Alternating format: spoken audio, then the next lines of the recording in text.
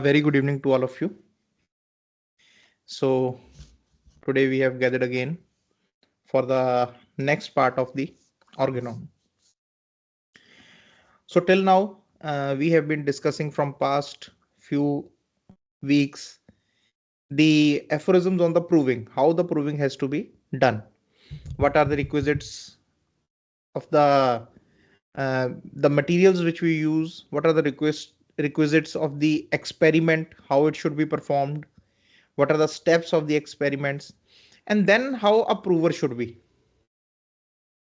Last time we completed aphorism 141, where Dr. Hahnemann says that the physician himself is the best prover because he himself knows what information, what kind of sensation he's exactly feeling, and he can note it down in a more accurate way.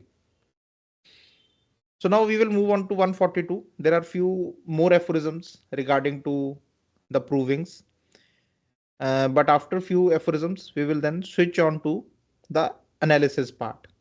The part where we start understanding that why, after we have gained the knowledge of the disease in the case taking, after we have gained the knowledge of the power of the medicines, how we have to adapt these two knowledges, how we have to conjoin these two knowledges.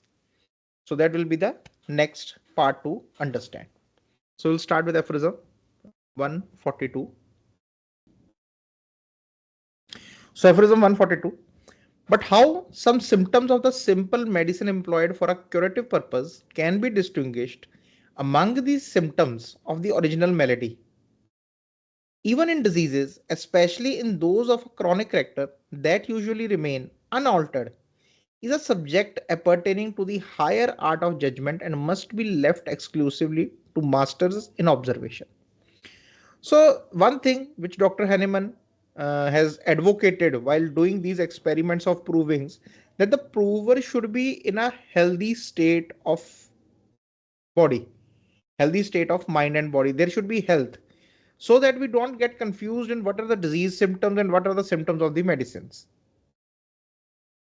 So the basic requisite for a prover is that he should be in the healthy state of mind and body.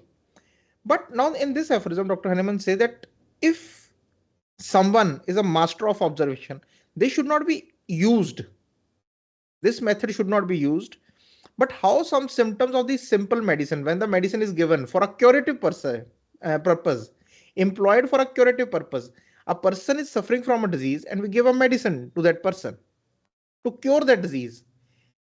How some symptoms of the simple medicine employed for a curative purpose can be distinguished amongst the symptoms of the original malady. So when this medicine is given, if the patient is an oversensitive patient, then in the primary action of the medicine, some symptoms of the medicine are also shown, which are new to the patient or which might have happened long back ago. But some symptoms are developed in the patients also. Like for example, I can remember this case few months back. This patient came and I prescribed her Natrum. So after Natrum, she told me that I never had headache in my life. But see, she suddenly started having this sun headache. Saying that whenever I am in the sunlight is there, strong sunlight, even if I'm not in the sun, it is just the sunlight, the head starts paining. But that symptom remained for 4 or 5 days and then it disappeared. Because it was the symptom of the medicine and it came in the primary action. So he said that even when the medicine is given for a curative purpose, there are some symptoms which basically belong to the medicine. They start coming along with the original symptoms of the disease. Even in diseases, especially in those of a chronic character, that usually remain unaltered. Because the primary action is going on, so the original symptoms of the disease, they remain unaltered. There is no alteration in them. There might be slight aggravation or something like this, but otherwise the chronic character, it does not change. Is a subject appertaining to the higher art of judgment.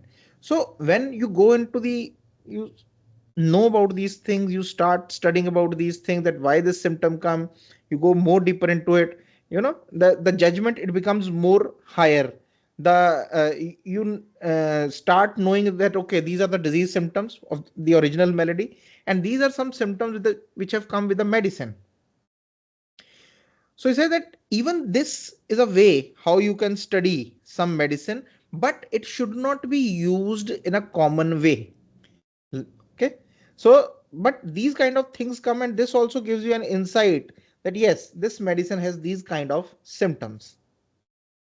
So this is a higher art of judgment and must be left exclusively to masters in the observation, who have become a person. When he has become a master in the observation, he can know this difference more clearly. But this also shows that this medicine has the power to produce these symptoms and hence the power to cure it also. So footnote to aphorism 142, symptoms which during the whole course of the disease might have been observed only a long time previously or never before, consequently new ones belonging to the medicine.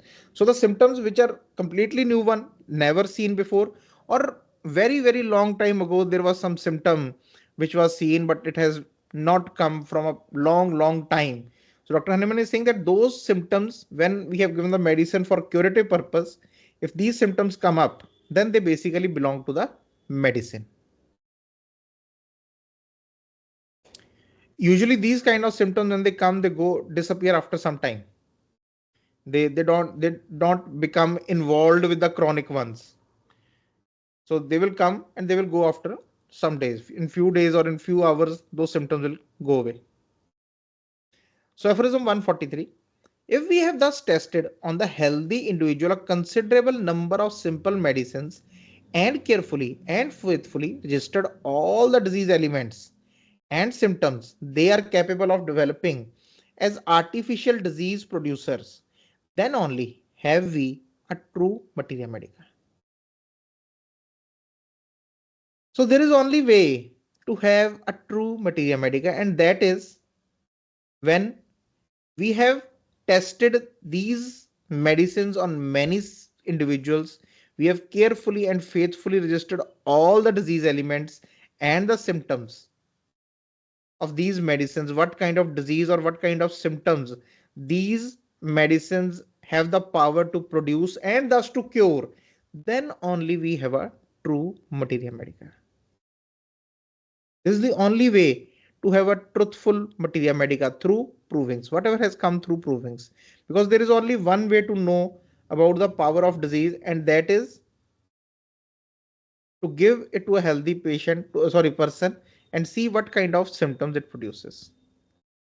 So with this part, with this thing, we can also understand all those materia medicas which are floating all around, which do not come from the experience, what kind of materia medicas they are. So a collection of real, pure, reliable modes of action of simple medicinal substances, a volume of the book of nature, wherein is recorded a considerable array of the peculiar changes of the health and symptoms ascertained to belong to each of the powerful medicines, as they were revealed to the attention of the observer, in which the likeness of the homeopathic disease elements of many natural diseases to be hereafter cured by them are present. So this materia medica, this kind of materia medica, which has come from the proving, it contains all those symptoms and all those things, all the parts of the disease which these medicines have the power to cure because of their likeness with the disease elements, homeopathic. Cured by them are present, which in a word contain artificial morbid states that furnish for the similar natural morbid states the only true homeopathic, that is to say, specific therapeutic instruments for effecting their certain and permanent cure. So only by understanding these provings, only by understanding this materia medica, we can come to this part that, okay, how or what kind of what kind of power a particular medicine contains, because that power is a therapeutic power which will cure the disease also. So we basically see two types of materia medicas. The one is the provings. Okay, that is the pure one. The way it happened, it is written in the provings. The pure materia medica is there. Then there are the materia medicas. Second number of the materia medicas are the clinical materia medicas. Very good example of that materia medica is Dr. Kent's materia medica. Although he did not wrote it, they were the lectures. The students, they compiled those lectures and materia medica was formed. But in his lectures, in Dr. Kent's lectures, he basically told about the provings and the clinical picture of those provings.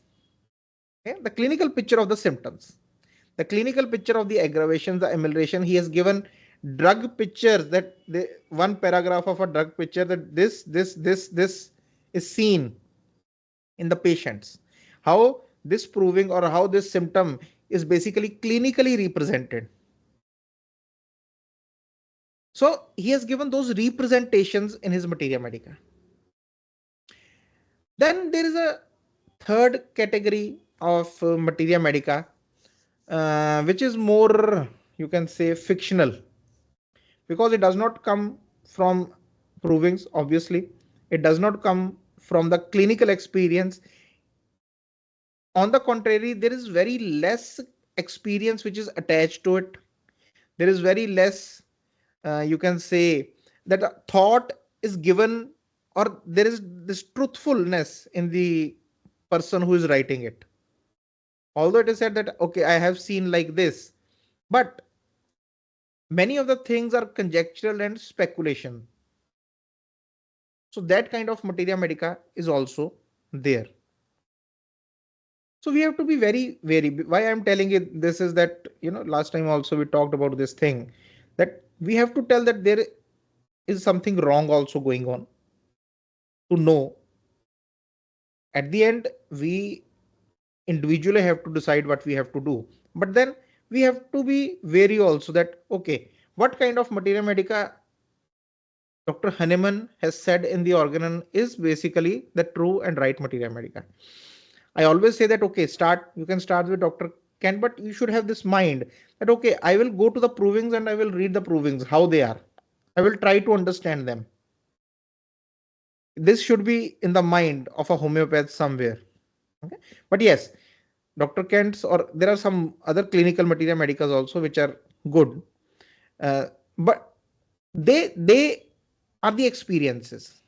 They are the experience. Like sometimes we talk about a case, we talk about some symptoms and the representation of that symptom, how in the patient it was represented, and other ways how it can be represented.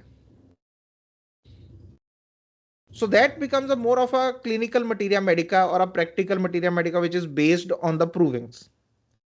The other is completely different. It is not based on the provings.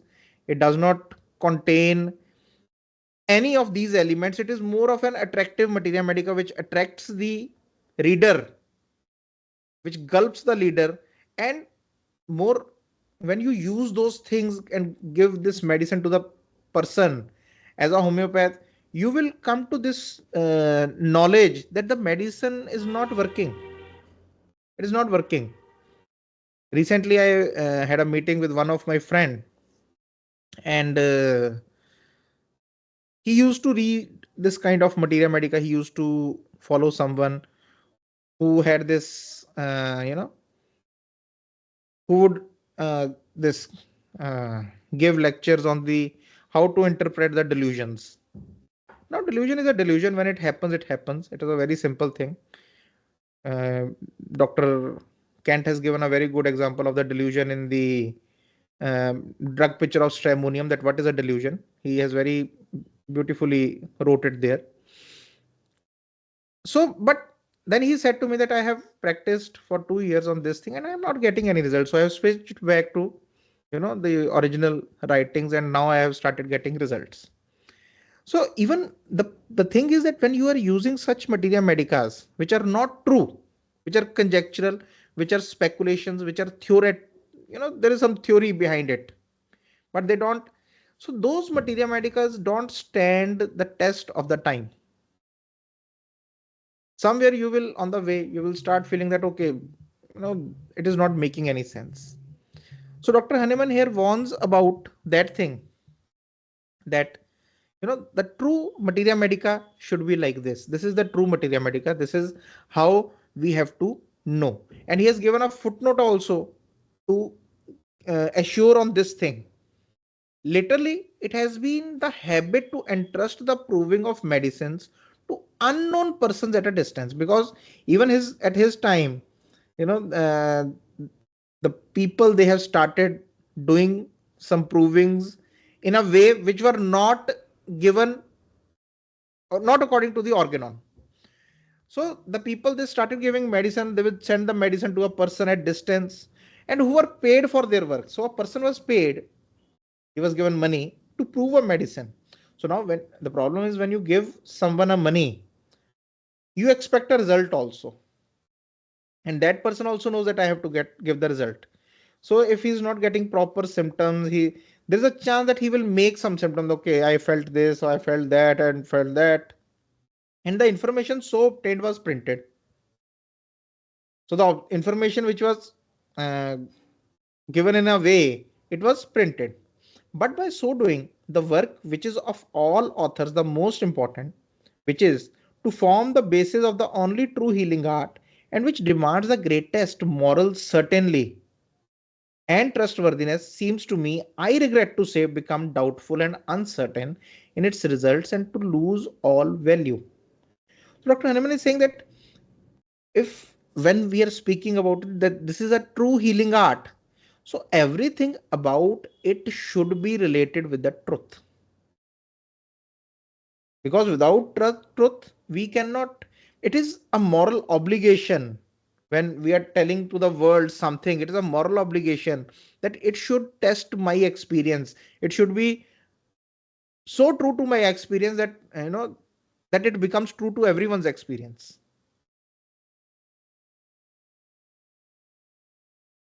I can this remember conversation with Dr. Jonkul on the last visit when I went to Thailand. So we were talking about something. There were these camp patients in the camp who were getting better. So we were talking about those patients. So there was a beautiful thing which Dr. Jonkul, she told me, that you used to come earlier also. You used to show us some cases. You used to tell about the medicine. You used to tell the way how to give the medicine. But because the cases were on the camera, they were recorded. There were okay. The results were there, and this thing was there. But in the mind, there was okay.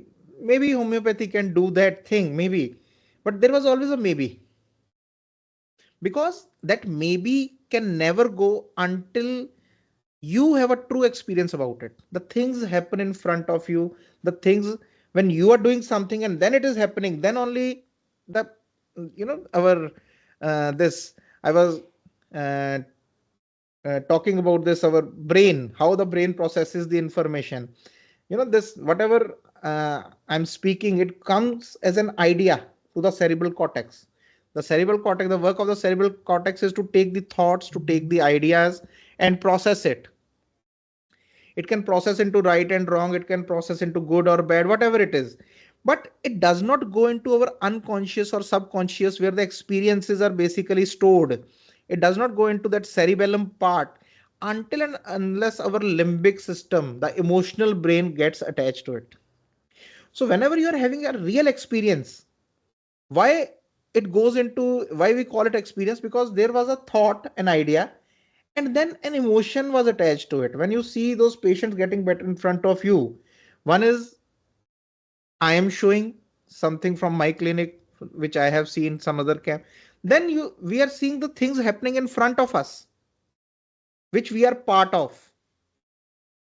Then those emotions, they basically get attached to those ideas, to those thoughts, that okay, homeopathy can work like this, can help people like this, can help sensory neural deficiency where the person is not hearing, can help a Down syndrome child, can help a cerebral palsy child. So when these things get attached, then it goes into experience, and then you are ready to tell it to the world that okay, this is the truth. This is what I have seen. So that trustworthiness, without getting that experience, this is what Dr. Hanuman is saying, that we have to be very truthful, we have to be very certain, because this is a very, very great work which is being done, getting this information of the medicines, proving of the medicines, what kind of power they have. Because when you are going to tell it to the world, you are basically responsible for that thing. So he is saying that if this kind of work is done, if we are paying someone to get it and then we are printing it, then the materia medica will become more doubtful. The people will not have faith on that kind of materia medica because it will not give results. Homeopathy was meant to give results, meant to cure the patient, the first aphorism from where it started. So if we are going with this kind of materia medica, then it is not going to give any kind of results. From such a materia medica, everything that is conjectural, he's saying that when we have to make a pure materia medica, so everything which is conjectural, everything which is imagination, nowadays the whole materia medica is all on imagination. But if he had this, then he will be this, then that, then that. He's saying that from such a materia medica, everything that is conjectural, all that is mere assertion or imaginary, should be strictly excluded. It should be strictly excluded. It should not be put in the materia medica. Everything should be the pure language of nature, carefully and honestly interrogated. So much responsibility, so much conscience is needed to do these things. Okay, conscience in seeing the patient, taking care of the patient, it's a very good part of being a physician. Giving a good remedy, giving our 100% is again a very good part of being a homeopath. But when you go into the other mode, of telling something to the fellow doctors, physicians, to the fellow homeopaths, it is very, very, very responsible task. It is a very, very, very careful task which one should do, because if something wrong is going to be told, it can become the knowledge, it can become a knowing part of that person, and he is going to believe that thing for a long, long time, until and unless he fails with that kind of information and switches to something. But that person will lose a lot of time in that thing. So that is why Dr. Hahnemann has again and again said that it should be very, very carefully, even in case taking, it should be carefully and honestly interrogated. Even while proving, it should be carefully and honestly interrogated. So that is why next step of a truth, it is only by a very considerable store of medicines accurately known in respect of these their pure modes of action in altering the health of man. He is saying that right now when he is writing the Organon, the fifth edition, he is saying that this is also truth, that we have a considerable store of medicines whose action we have very accurately, we know the pure mode of action of these medicines, that can be placed in a position to discover a homeopathic remedy, and we can use that information to pick a suitable homeopathic remedy, a suitable artificial curative morbific analog for each of the infinitely numerous morbid states in the world. For every malady in the world, for every malady, for every disease in the world, we can find the similar morbid states in the power of these medicines. He has not said about some maladies, about 50%, about 90%, for every malady.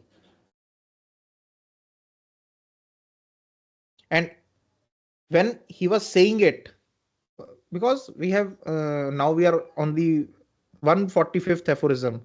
So all through the organ and all through these 144 aphorisms, we have seen how much careful, how much diligent, how much zealous, and how much that The language, the words he has put into the organon, the way he has said, how that shows a perfect picture of conscience. So in 145th aphorism, he will not use a word to which he does not believe in, which he does not know about. So he has used a word every, not half, not 90%, not every melody. He said there are numerous morbid states, infinite. Infinite means even we cannot count them. How many morbid states are there? But in these medicines, we still have cure for every malady in the world. In the meantime, even now, thanks to the truthful character of the symptoms and to the abundance of disease elements which every one of the powerful medicinal substances has already shown in its action on the healthy body, but few diseases remain for which a tolerably suitable homeopathic remedy may not be met with among those now proved as to their pure action, which without much disturbance restores health in a gentle, sure, and permanent manner. He's saying because till now the medicines proven are not much. So there are few diseases or few symptoms whose match we are not able to find. But I am thankful that still this much which we have found, with that we can decrease those few diseases also, those few symptoms to the most this as much health or the less disturbance we can produce in the patient infinitely more surely and safely that can be affected by all the general and special therapeutics of the old allopathic medical art. Now he's basically differentiating it with the allopathy, allopathic art, allopathic medicine, that still we don't know about much medicines. We know about many medicines, but we have some things. At that time, we are talking about the time of Dr. Hahnemann when he had proved with few remedies. Now we have all the resources in the world. But at that time, even with that, he said there are only few diseases are like this, or only few symptoms are like this, which have a even that have we have a tolerably suitable homeopathic remedy, because he was a perfectionist.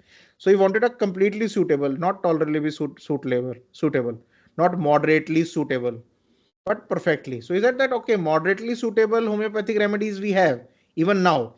But he's saying that even although we don't have those, but still whatever we have, it can cure or restore the health in a more gentle and sure way than the other medicines or the other art, medical art, which is being used at his time with its unknown composite remedies. The remedies which are unknown, what do? They don't know about the action of it, which do but alter and aggravate but cannot cure chronic diseases.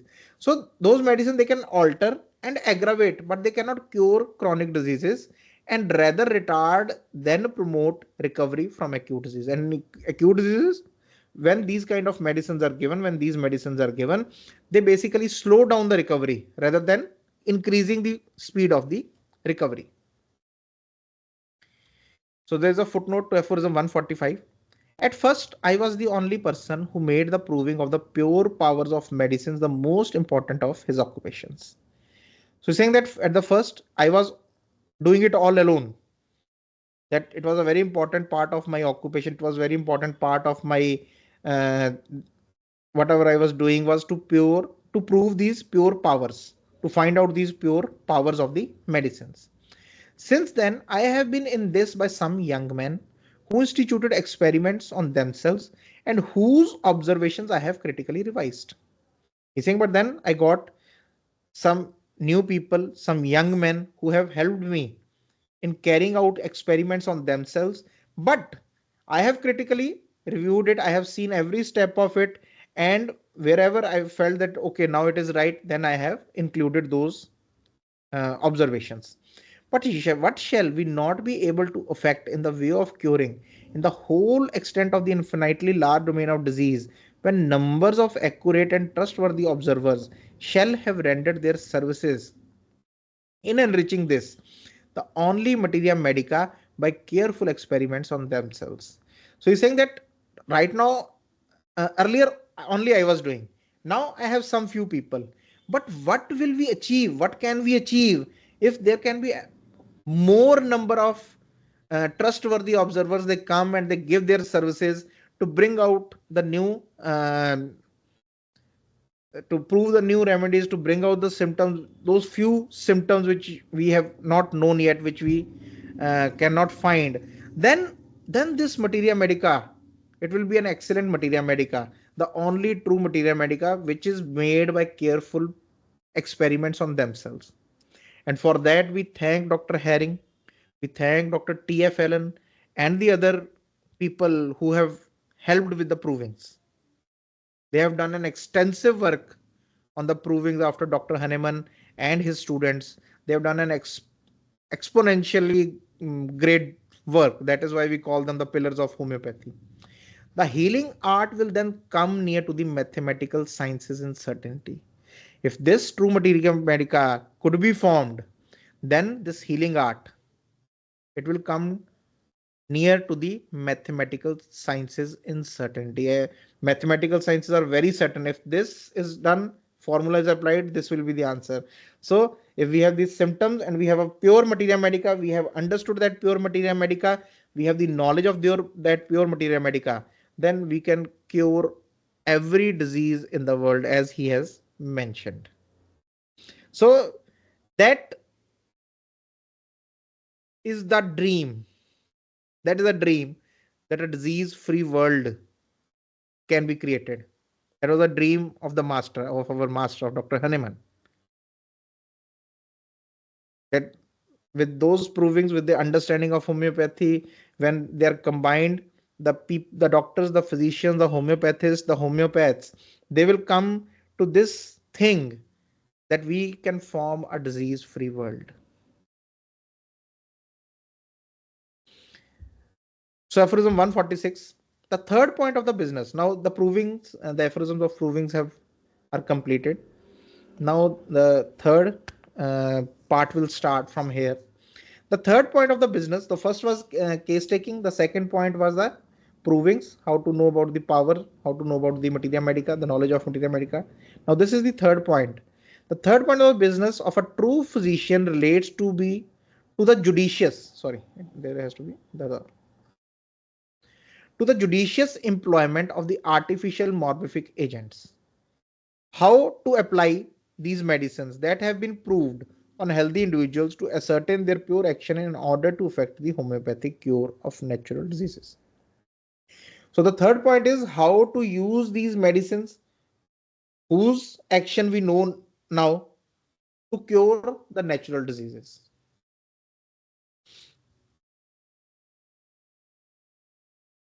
So whichever of these medicines that have been investigated as to their power of altering man's health, we find to contain in the symptoms observed from its use the greatest similarity to the totality of the symptoms of a given natural disease. So how there's a basic idea.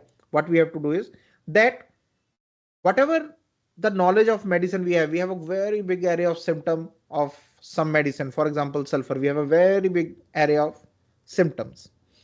So from that area of symptoms and from taking the case, we have to see out of all the remedies we have, which is most similar, which covers most of the totality of the symptoms of the disease.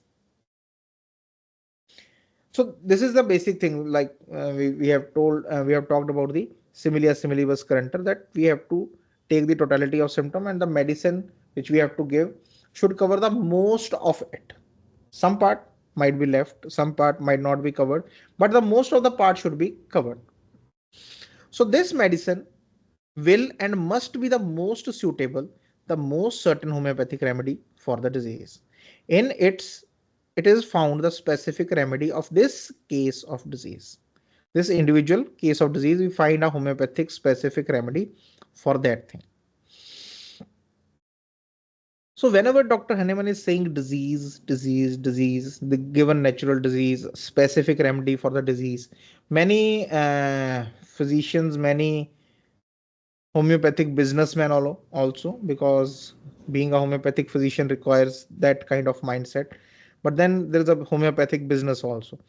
So they took these words and they tried to introduce a theory that every disease has a specific remedy, because Dr. Hahnemann has said in Organon again and again and again that a specific remedy of the disease, like here also, he's using those words, but they did not talked about this thing. They did not talked or give a, because the thing, this aphorism, if you take out of context, then you can very surely say that okay, there is a disease and there is a specific remedy. So a disease specific medicines can be given. Brita can be given for tonsils, belladonna can be given for the headaches, asafoetida can be given for the gastric disturbances, because here Dr. Hahnemann says that okay, specific remedy for the case of disease is there is a this thing.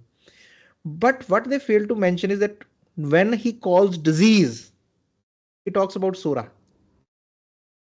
He's not talking about anything else. The disease means sura. Disease means a miasm. Whenever he's talking about the chronic or diseases, it means miasm. He's not talking about diabetes. He's not talking about tonsillitis. He's not talking about some headache or migraine. He's talking about the sura.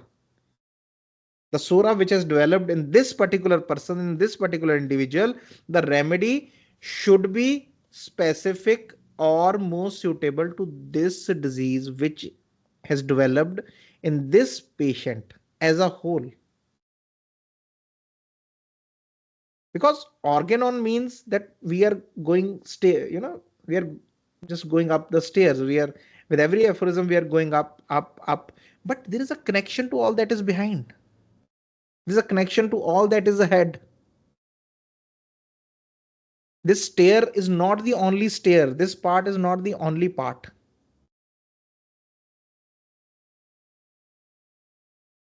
So when we go through the organon, we have to be understand this thing that, like I told you, that there is no organon aphorism which is contrary to the rest of the organon. It is all part of it. It has to be understood in that way. Then only we can see what is the truth behind the homeopathic principles.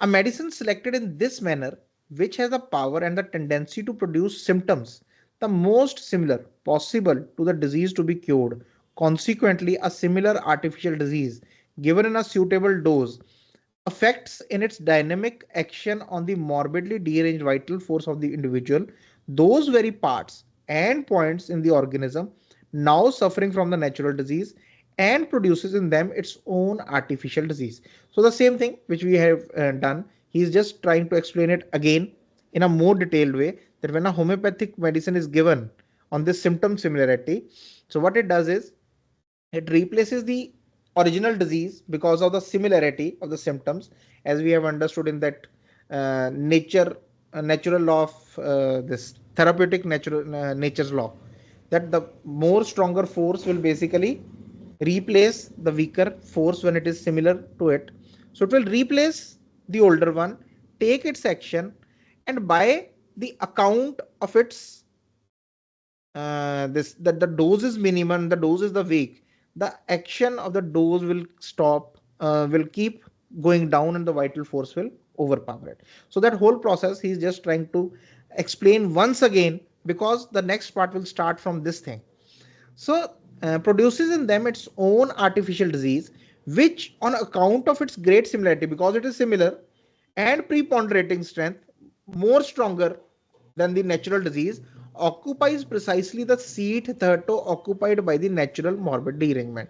So because of the similarity of the symptoms, so wherever the symptom was, this new artificial disease will take all the points, all the places wherever the disease was, and then the body is basically, or the vital force is basically affected by the artificial disease, and the natural disease is basically thrown out of this thing, so that the instinctive automatic vital force is from that time forward no longer affected by the natural disease. So the vital force is now not any longer affected by the natural disease, but solely by the stronger similar medicinal disease, which in its turn, on account of the small dose of the remedy, because we have given a small dose, so because of that, like every moderate medicinal disease, overcome by the increased energy of the vital force, because there is a small dose, so its action will wear down, its action will become low with the passage of time, and the vital force,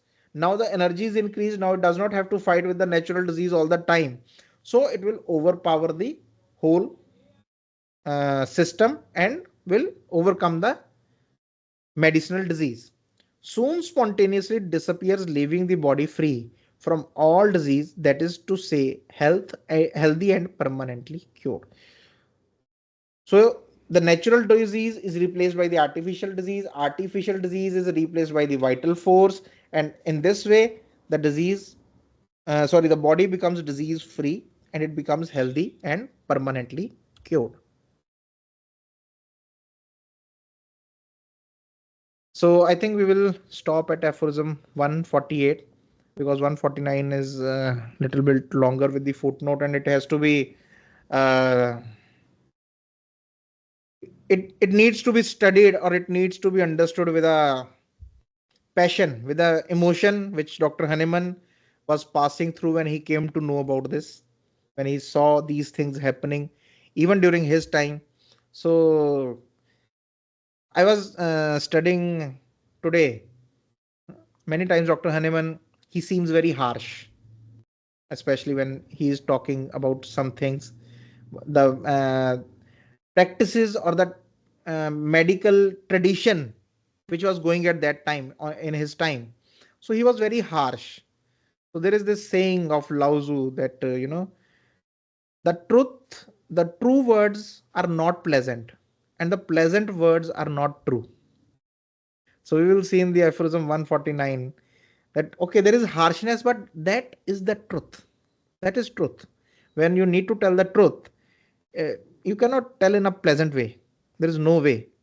And moreover, that harshness, it does not come from any kind of, if you look very deeply, if you understand it in a deep way, you will say that this harshness is not coming out of some kind of ego, or out of some kind of, that, okay, I have done a very wonderful thing, this is the only thing. Many places he says that, okay, this is the only truth. So, but that thing is not coming out of some kind of haughtiness or this. It is coming out of compassion. It is coming out of the pain which he is feeling for the patients. For the That is why he is saying everywhere. He's saying that, this is all for the suffering humanity. He himself has suffered a lot, because he was speaking the truth of the time. His family has suffered. He has suffered, but still that the pain which he felt, that compassion which he had, so he was just asking a question, that being the physicians, why we are losing that compassion in us, why we cannot see what we are doing. Even when he left his practice, he had a very good practice. When he left it because of that compassion. Right now, I don't have any tools, any kind of thing with which I can help. And whatever I'm doing, it is basically making my patients more sick. So it is better if they become sick with a natural disease at a natural pace, rather than I giving them something and they become sick at a more rapid pace. So all this harshness, all this courage which he had to say these things in front of the whole medical fraternity, was because of this compassion which he had, strong compassion. So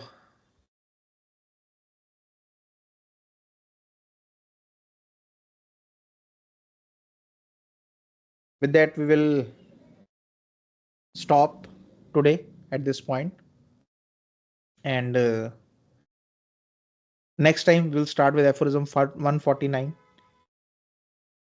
So when we are talking about organon, sometimes the other things also come along with some kind of remembrance of something I have already talked about. So, or I have experienced something in clinics or with some talks with the people. But the main thing is that this organon, like when we started, and I keep on saying again and again this thing, because I think it is important. I think all the time that it is important that we need to understand the emotions behind this organ. We need to understand the emotions of our teacher, of Dr. Hahnemann, behind writing this organon. Because when something like this is written, it cannot be understood by superficial readings or superficial translations. We have to go deep, that why he was doing this thing. Superficially he may seem harsh. Superficially, the people, many there were some doctors in the past whom I know, some of my teachers in the college also, which used to say that he was a, like when they will, okay, tell us the remedy of Dr. Hahnemann, so they will say some remedies which are, we know that they are hot. So they had this idea that he was a haughty person, he was a harsh person, he was a person. But a defined person, when we say defiance comes out of one's own need, that I want this, I am obstinate about this. His all things were coming out of that sympathy which he was holding, that humanly compassion which he was holding, that pain, that we, after so many years of the trouble, we have found something with which we can help. Let's get together and help people. That was his emotion behind it. That was his emotion when he was telling his discovery to the world, that we have found something. So with that, I will take your leave, and have a very good night, have a very good day, and we'll meet again next week on the Wednesday. Thank you so much.